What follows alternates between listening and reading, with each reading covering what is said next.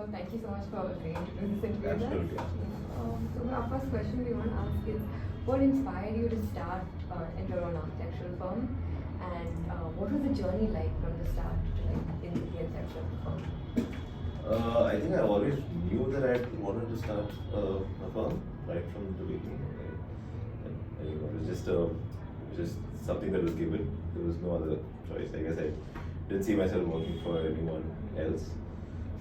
The journey has been a roller coaster. There were times when obviously you think that it will not work out. There were lots of downs, few ups. I guess the ups were good enough to keep us going. But yeah, I think five years after starting the practice, I think we're in a much nicer place now. We have a set office. Of course, we started off much smaller, but yeah, there's a lot of ups and downs, lots of questioning, lot of frustrations, a lot of bad adjectives along with, finally, yeah, you do what you love. I mean, this is what we do. So the growth has been incredible, from 2017, right? 2017, yeah. 2017 is when I left my practice. 1 year is pretty much just sitting at home trying to figure out what to do. So you can say 2018 was when we started. So now that's 5 years. Could you share some key lessons or some challenges you faced before starting the firm that a student should know? Yeah, definitely. I think I left maybe a year premature than I should have, and I think this is something that I would advise most young architects to keep in mind while planning their own offices. It's make sure you're there in an office for at least 5 to 6 years. I left at about 4.5 years, and I left in a practice where I probably did not see a single project from start to finish. I saw various projects in a multitude of phases, but I did not see the complete start to end finish of one single project. I was working on much larger format. I mean, I was working on projects of 1 million square feet. So while that happened, I probably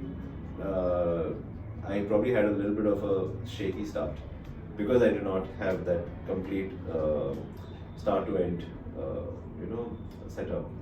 So yeah, I would definitely say work for at least 5 to 6 years. That's a good incubation time, because the first 2 years you're pretty much just a junior architect. The remaining 3 years you start becoming an asset to the firm, and it's only in your 5th year do you actually start becoming a responsible management level employee, and that's when you really learn how to kind of get things done as a manager more than just an architect. Because at this point now, I think I'm more of a manager than an architect, right? So it's just about problem solving, figuring out how to manage resources, figuring out how to get all the massive amounts of work done with the kind of efficiency that the team can bring. So we are doing upwards of 20 projects now with a team of this size. So it's just about how we manage these projects. So that is what we do right now as an office, as partners. Me and my wife Shravya, as partners, that's pretty much what we do. We mentor our team, and then they pretty much bring out the best. A lot of your design features has a variety of architectural styles. So which one do you prefer? Like, which design moment or style did you draw inspiration from? It's more trying to keep things as raw, as natural as possible. That was something that I would associate myself with. Like if it's wood, highlight wood. If it's a stone, highlight stone in the most rawest of possibilities. I mean, while that being said, most of our projects don't give me the liberty to do that, because it is a style driven. It's either art decor or contemporary or mid-century modern. Those are styles that a client particularly likes. But if you ask me personally, I think it's just about keeping things as raw and natural as possible, and I think that's what we try doing with our office. Just raw flooring, natural flooring, a very simple raw color palette, a lot of landscape, yeah, bricks. You're definitely highlighting like a lot of material usage well in a lot of projects as well. They used like their best ability. So is that something that you use in your design process? Yeah, we try to take a simple material and work with it in a unique way, and I think that's what tries to set our projects apart a little bit. Like even if it's something as simple as a vitrified tile, we won't use a vitrified tile in the plain 4x2 format as you get it. We probably take it, cut it, create our own pattern using it, and then lay it. So that's pretty much what sets it apart from, and it's that little edge of detail that makes a big difference and goes a long way. Yeah. How does Studio Camarada view the balance between academic knowledge and the professional development for the development of the young architects? Academic knowledge, right? I think academics. As a practice, we value the 5-year curriculum. We hire primarily only if they are a 5-year degree. Anyone who comes with a diploma or unfortunately saying an interior design background, we tend to take a step back. So why do we do that? It's purely because someone who has given a commitment of that much of time to a particular course, like a 5-year course. I mean, we've done it. I think it's smart and wise to give that person recognition. Of course, in terms of the education that a student gets from college is of course subject to the faculty and the kind of methodology that is thrown at that student at that point in time. I would say I did not. I learned what I learned in maybe 6 months of my internship was almost the same as what I learned in my 5-year course. That is my take. Of course, depending on the faculty you have, you can always take a lot from college if you want. It's just the space you want to be in. But yes, I think in education and architectural education is very, very, very important because it will make your life much easier when you come out into the real world. Because instead of trying to learn the process or learn the context on site, if you have a base, if you have a good solid foundation, it'll just make the learning so much faster and so much easier and so much more fruitful. So yeah, I mean, I know that you guys do this midsummer internships, right? I think that's a fantastic way to kind of get introduced to the real world. So what happens is, once you get introduced to the real world in your mid-semesters, you're kind of going back to college, and then you know what is relevant in your curriculum and what's not. So you choose to ask questions or focus on certain things that you know are there out there in the real world, versus just going out there playing blank, right?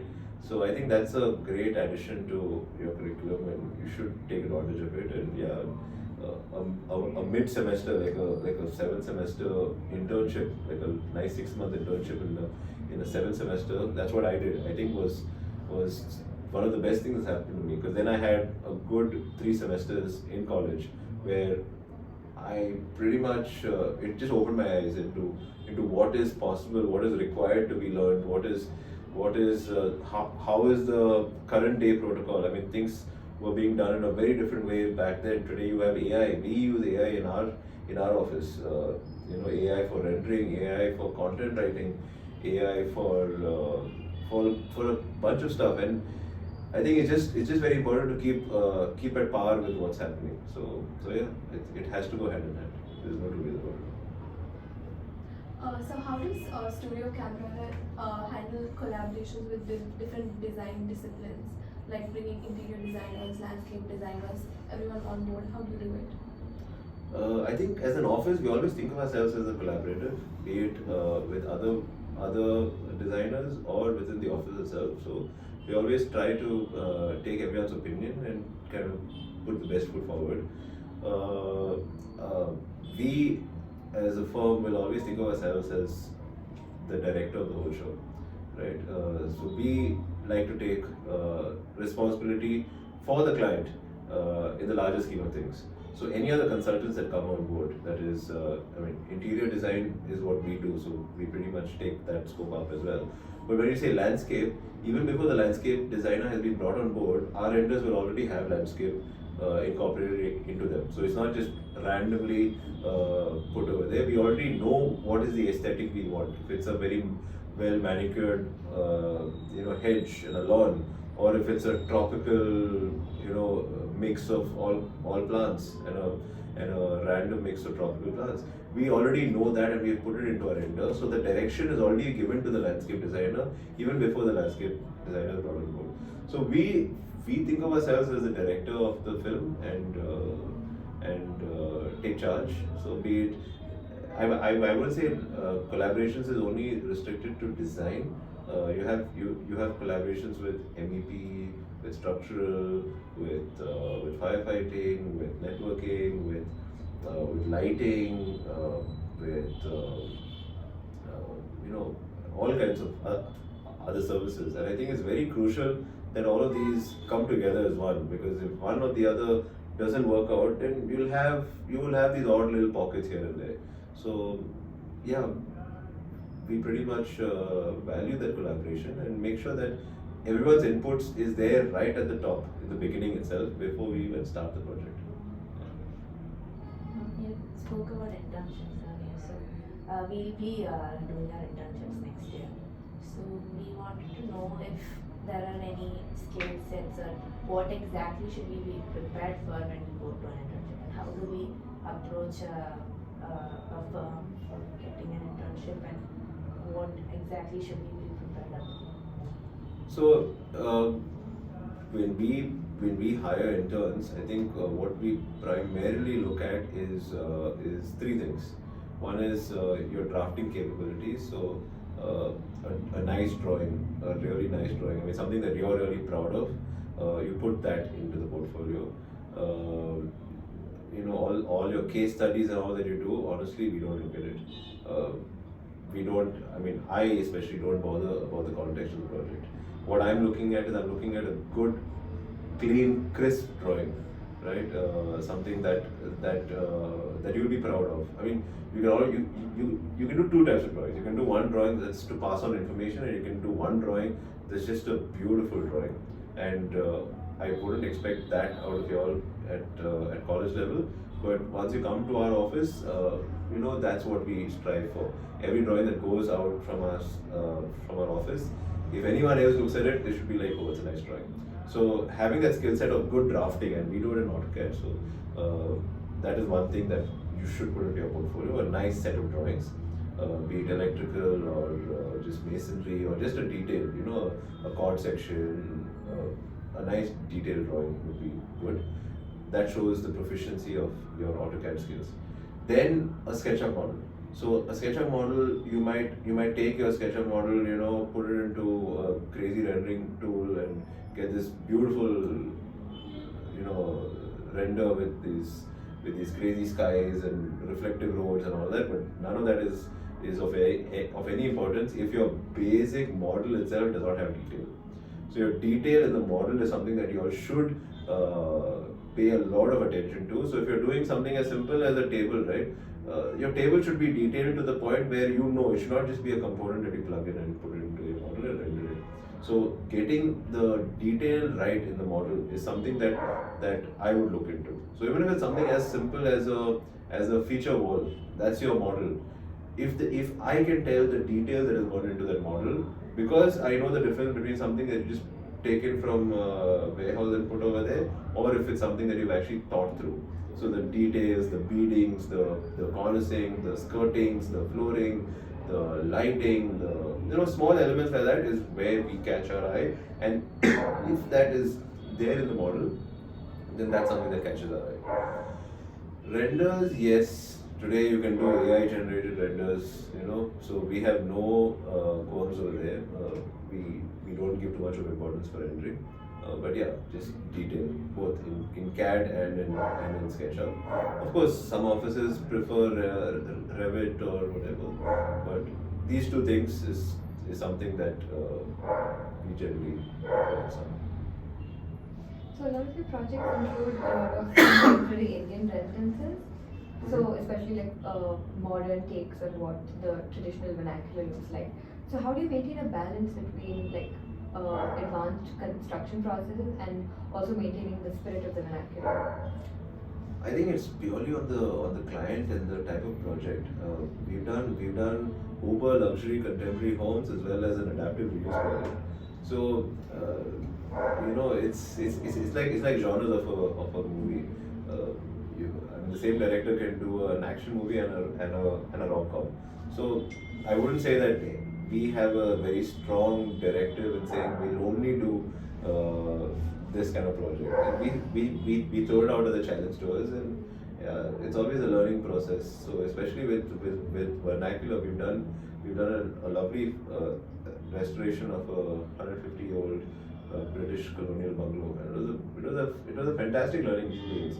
So we in fact collaborated with someone who works on these projects from Intact, and there was so much of learning. I mean, we could only bring in a certain level of planning and design to the table, but the rest of it came from the contractor.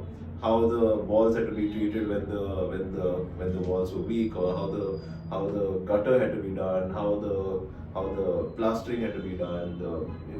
These little thing called biscuit putty. It was a huge learning curve, and that's something that you cannot learn from a college, or you cannot learn off anything. You have to learn certain things on site with the contractor. So it was a great learning experience. So that is one set of spectrum. Of course, your contemporary interiors is very easy. Most of it is just the look. When you talk about interiors, that's simple. That's easy. It's when you try to expose the raw texture, the raw nature of a product. That's when it's more difficult. Yeah. So could you share some of the projects which were pivotal in the growth and success of your firm? Yeah, I think one of the projects that kind of threw us out of our old axis was this project called Street 1522. That's a 35,000 square feet pub on Sajapur Road. I think where that kind of threw everything into another gear is just the sheer scale of it. Because we started off as a two-person firm, just me and my partner, my wife. We started off as a two-person firm, and we pitched for this massive project. I mean, 35,000 square foot is a lot for any firm, and somehow the client entrusted us with this massive ordeal, and it was just the two of us when he gave us the project, and it was after that we started hiring people, and we became a team. But when people saw that project, anyone for that matter sees a project of that scale, will realize that whoever worked on the project is a serious player. So I think that is what threw us into the face of, or rather into the fabric of Bangalore's design community, and from there recognition in terms of other F&B projects, that same recognition in terms of other projects altogether, F&B translated into residential, and yeah, then it just kind of has this spiraling effect. Yeah. So I think that was a major turning point, and we knew it would be the turning point, which is why we took that massive risk and took it up in the first place. So, what steps should student take to build a strong professional network within the architecture and construction industry? I think just be in touch with anyone senior. How Nikita has been in touch with me after she did her summer internship, I think that's key. I'm still in touch with my internship. I interned at Mistries, and I had a great time there. We're still friends. Even today, I'm in touch with Shahrukh and Ray at Mistry. I'm in touch with all the associates at Mistries. The previous firm I was at, PNA, I'm in touch with every single one of them who were with me. I think just maintaining that bond is so crucial, because you never know. See, I've never needed them professionally, never, and I don't think I'll ever need to go there professionally in terms of asking for projects or anything like that. It's just a nice thing to have them on the side, right? It's just a great feeling to know that you have these great minds on your side as friends. I think I don't look at anyone as a as a network. That network is like a bad word for me. I don't like it. It's just friends. Anyone in the fraternity, just make friends and keep it casual. You know, grab a drink, go for coffee, whatever. Everyone just likes it. So I think that's very important. How do you incorporate your client requests while maintaining your signature architectural style? So I don't have a signature architectural style. So I mean that's brutally honest. I don't have one. We don't have one. Yeah, like I said, you know, there's see the only thing that we try to keep as straight as possible is we try to keep it natural. If we are using wood, we maintain it as wood. If we are trying to do stone, we'll use stone. I will not use a stone finished laminate or nothing. So that's something that we try to you know keep as true to it as possible. But otherwise, you know, be it a contemporary interior or you know a traditional thing, we can't direct that. Like I might like certain things, but I can only do it in my project. And it's like my aesthetic is probably what you see around here, but I can't force another client to follow this aesthetic. That's not right. So we kind of adapt to what they want, and just in terms of material usage, we try to keep it as simple and less fast as possible. So what are your thoughts on a master's degree? Does it give us an edge in this field as young architects? I shouldn't be recorded by saying this. But it's a funny story. In fact, I applied for my master's back in 2013, 2 years into my practice, and I thought I wanted to go for my master's. And then my boss back then, you know, he heard about it and he sat me down and called me for a meeting. And he told me, "Why do you want to do a master's?" I said, "I want to take a year off. I want to, you know, be in another country. I wanted to, you know, experience another culture, another network of people, right?" So then he asked me, "Okay, fine, but why do you want to do your masters?" Like, yeah, fair enough, because I mean, if I'm going to another country just to be in another place, live in another country and be with other people, why do I need to go study there? He's like, if you want to take 2 months off or 3 months off, I'll give you 3 months off. You take, instead of spending 50 lakhs on your course, take 3-4 lakhs, you go do all of that and come back. Why do you have to do a master? And that really hit me. Because I honestly was going for my masters purely just to get out of the country, live in another country for some time, get some experience living in that country, build a network over there, and come back. Because I always knew I wanted to come back. So that's when it hit me, and yeah, I took a step back, and I'm very glad I did, right? But that was me. It's a very personal thing, right? Some people like research. Some people like to further their studies, and especially if you want to find an inroad into living in another country for the long haul, then yes, definitely a master's degree will facilitate that. But if you are going to do a master's in another country and then come back to India and try to find a job here, then I would say that's a little bit of a step back, because one is as a practice, especially a practice like ours, we don't value a master's degree over an undergrad degree because you're really not bringing much to the table. In fact, you are 2 years or 1 year, depending on the course of your project of your masters. You're that much later to the game than your junior. So if you come in with a 2-year masters, you're pretty much 2 years older than your 2-year junior, and you're pretty much in the same junior position. You're not bringing much to the table. So I value 2 years of experience in the field in India versus a 2-year masters abroad. But again, that's why I said I should not put this on record. But that's my view on it. Of course, I have a lot of friends who've done their masters. They've come back to India. They're doing some fantastic stuff, especially in fields like urban design. See, fields like that need masters. You need to be able to do your research. You need that level, because only then will you be able to be taken seriously. But if you're coming to a mainstream architecture firm like ours, you don't need a master's.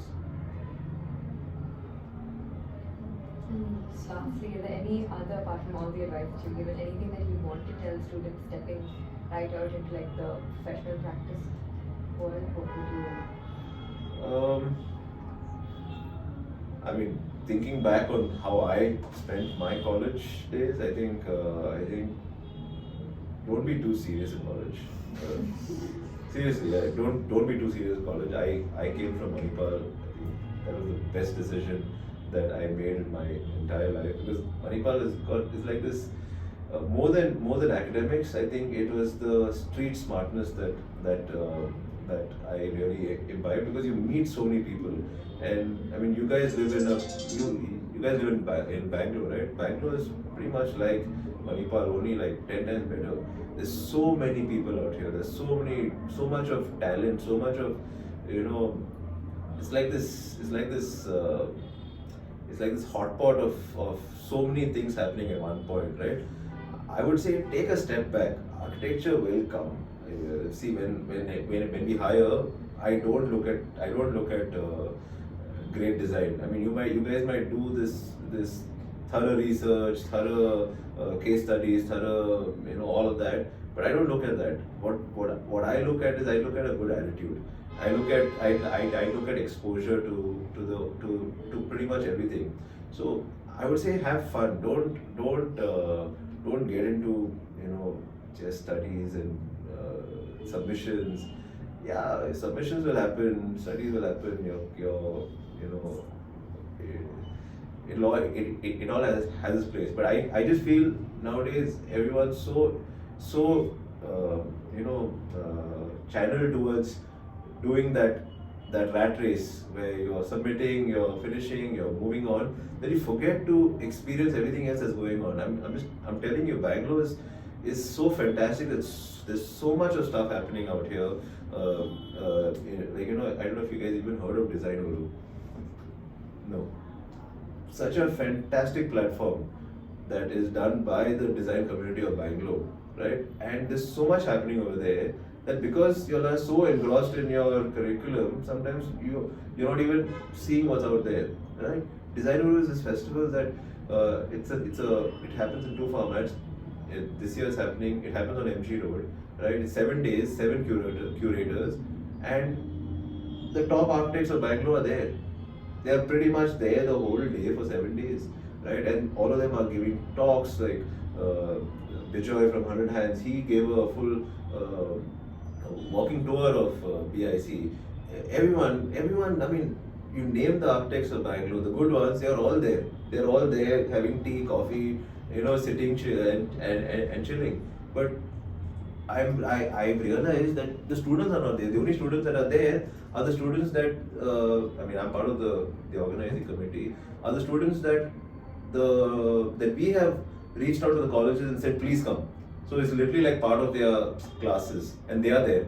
But apart from that, no one else is aware of it. So I'm just saying, there's so much of stuff happening out here that you all should do. You know, just go out. It might not even be related to architecture. Go for a museum visit, or just an exhibition on art, or, you know, there's sometimes they have these exhibitions for rugs. You never know who you'll meet there. But I would say do all of that. Get out more rather than be in more. I think as students, this is the time that you will never ever get again.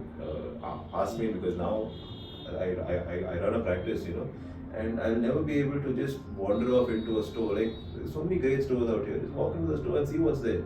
You know, why do you have to look at Pinterest? You've got some of the best stores out here. Walk into a furniture store and just walk around. No one's going to stop you. That is where you will really know. So once you come to an office like mine, if you've already been to a Ventura, if you've already been into a Stanley, if you've already been into one of these stores, Magari or whatever, right? You already know what's out there. So you've already become an asset to me. What you know about how you can draft a good chair, that is secondary. But knowing what is out there is something that's completely in your control. And I would say go out there, explore, use the weekend for all of this. Of course, have fun and, you know, while doing it, but stop taking architecture school so seriously. That's all. So then one more thing, you told we need at least 5 to 6 years of experience before starting a firm, right? So in these 5 to 6 years, are we supposed to do it in just one firm, or is it necessary to do it in different firms? Ideally, see, that's a very good question you asked me actually, because ideally I would say stick to one firm. Now, don't stick to a firm like, you go there 1 year, that's toxic, and because I said stick for 6 years, you stick around there. No, stick, if you, like usually every firm offers 2 to 3 months of probation, right? You go to a firm, if you like how it is over there, stick around over there. And if you're growing and you're not kind of getting bogged down in that firm and you're moving forward, stick around in that firm. Don't move to another firm for the sake of trying to get an experience in another firm. Because if you're getting a good exposure, you're getting good knowledge, you're getting good growth in that one firm, grow with that firm as long as you can. Because the moment you break that and you move into another firm, you're breaking momentum, and the higher up you go, the longer of a break you're going to get. So if you leave in 2 years an office like mine and you go to another firm and rejoin that firm, it'll take you another year to get back into what they are. So essentially, your 3 years experience, but you're starting off your third year after 1 year, because you're just building a momentum, right? And see, normally it's very difficult also to hire more experienced architects, and I'll tell you why. Because now we have a certain culture in our office, we have a certain protocol, we have a certain design style and language. Now, if I were to hire a 2-year or a 3-year experienced architect into my firm, number one, I'm always going to be aware that that architect is coming with a different ideology completely. They're coming with a different mindset, a different way of doing things, which I might be okay or not okay. See, there are 2 ways of doing an electrical drawing. Theirs is right, ours is also right. But what's to say that that person is going to be doing it in that way? No, I want him or her to do it in my way. So that friction will always be there, right? So I'm generally more comfortable hiring freshers and letting them grow in our firm and letting them grow at immensely fast rates. So someone with a 1 year experience in my office will probably be, I'm proud to say it, but almost a 2 year experience in some of the larger offices, because the exposure that they get, like a 1 year architect in our firm is handling contractors and handling vendors. 1.5 to 2 years is handling clients, right? And it's not like I'm just throwing them out over there and the client is unhappy. These are happy clients, these are happy contractors who are getting their stuff done. So in that way, yeah, I'm extremely proud of the way that they are doing. So stick with one firm. I stuck with one firm, had a fantastic experience, but like I said, I left a year premature. Shravya stuck around for almost 6 years, had a fantastic experience, and to be honest, a lot of gaps that I had were filled because she had that extra experience. She was an associate at a firm, right? It was really sad for that firm to lose her, because she had reached a level. She was a great asset to that firm, but you have to do what you have to do. Even today, she's almost on a speed dial basis with them. They are in touch even today. And it's very important to keep that connection. Like I said again, I've not taken a single project from my previous firm. Neither has she. It's just the joy of having them as mentors. Like again, I've not had to go to them for much advice, but just their presence is comforting. So, sir, you said you're more like a manager than an architect. Yeah. I don't have a So- system. So, what are the challenges you're facing as a manager than an architect? I'm not facing. That's a good manager. I don't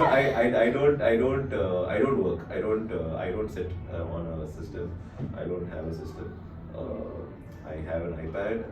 I have a laptop. I have a system, of course, but that's mainly for my emails. And so how we do it is we delegate. That's the main thing. It's how you delegate.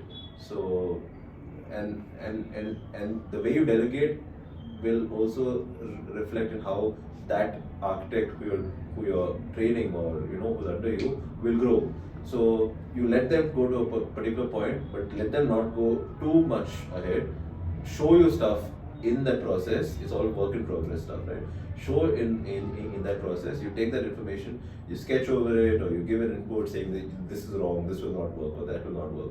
You give them that input, and then you let them go 2 steps further. Again, you take them back, correct them, let them go 2 steps forward. So if it's a 10-step process, you're basically guiding them every 2 steps. So what happens is, before they reach the 6th step, you've already corrected them so much. Now the next time they do it over, instead of 10 steps, they will be able to go to 4 steps without me correcting them. And then the 6 steps I'll have to go. Then the next project that they do, they'll be able to take 6 steps without me correcting them, and then 4 steps I'll be there. So finally you're in year 4 or 5 and you can pretty much handle your projects on your own. And I don't even need to be there. Yeah, that's how it is. So when I say manager, it's not like I'm just managing work, I'm also managing design.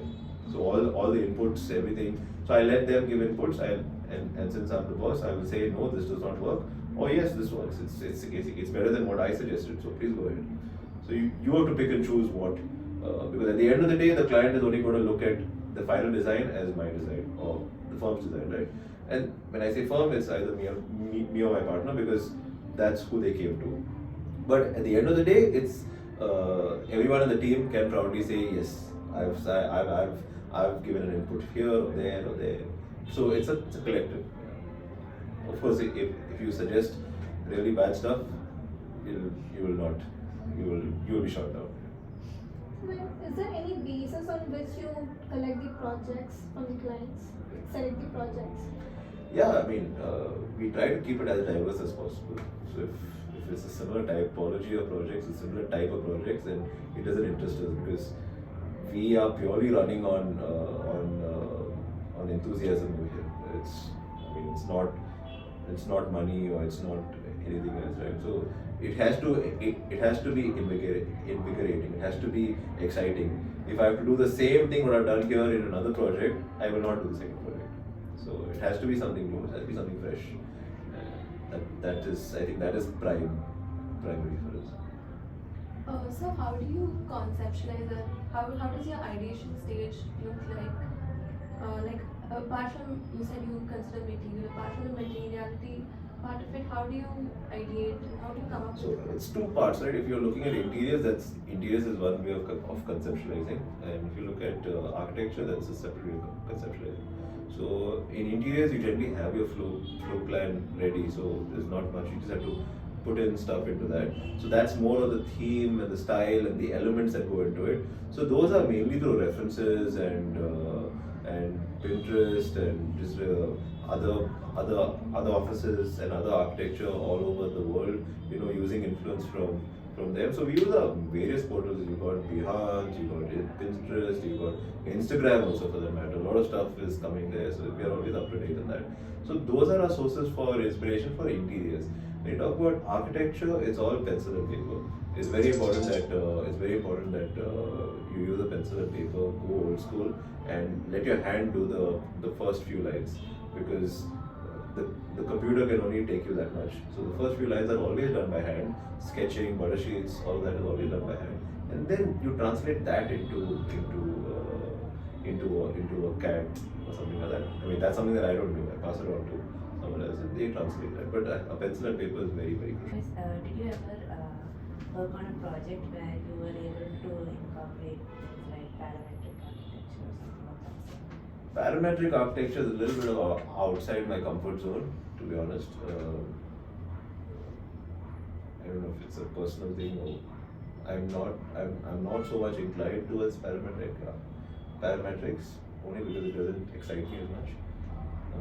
But we have done something borderline parametric, but yeah, not too much.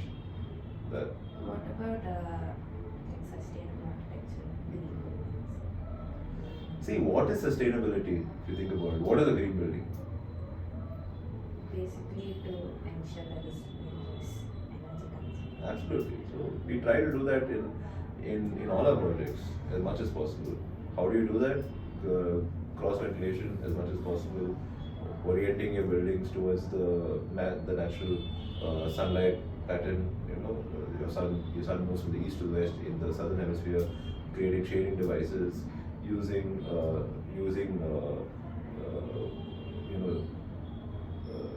your zero carbon materials, like basically using materials as close to the site as possible. We do try it, but see, it's very difficult because not all materials are available right there and then, right? See, I've got stone that's sourced from Rajasthan. Now I want limestone. Now, does it mean that because I want to try to keep a zero carbon footprint that I have to use only granite that's sourced 20 kilometers from my site? I took a call saying that no, I don't mind it. But I will do certain things that I will not use AC in my whole office. So my whole office is just fans as much as possible and cross ventilation. I've kept small windows on the west face, or the south and the west face. So less amount of sun coming over there. So generally the heat load is reduced. So some elements like that is what we consider. A lot of people think that if it's a rustic looking building, it's a green building. No, it's the practices that you involve, and yes, by default we try to incorporate those. It's not only for the tag of green building; it's also for the comfort of the user. The user should be able to live in a place where the place is naturally cooled. You know, stack effects. Basically, you take your hot air and rise it up. Cross ventilation, sun path diagrams, and shading devices. These are generic things that we try to rope into our practice as much as possible. But again, this is maybe architecture. Interiors, all of this just get thrown out the window because you're pretty much following a definitive style. I cannot take a contemporary style home and call it green just by putting a few plants and adding bricks on it. That does not become green. So interiors generally is not very sustainable. But yeah, the architecture as much as possible we try to do it. Thank you so much. Yeah, that's it. All right.